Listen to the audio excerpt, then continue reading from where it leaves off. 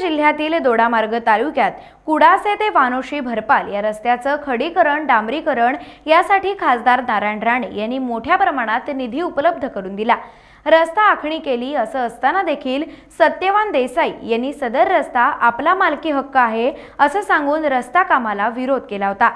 रस्ता काम सुरू करायचे यासाठी ग्रामपंचायत सदस्य अजय परब यांनी उपोषण केलं होतं।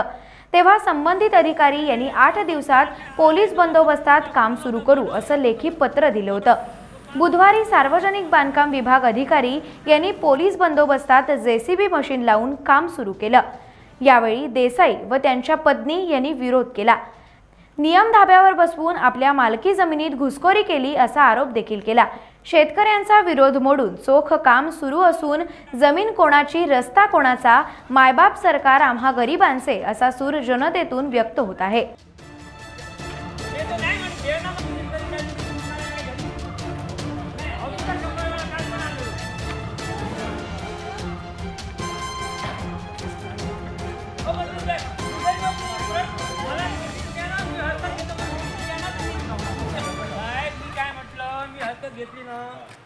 टाइम्स डिजिटलला लाईक करा, सबस्क्राइब करा, शेअर करा आणि बेल आयकॉन दाबायला विसरू नका।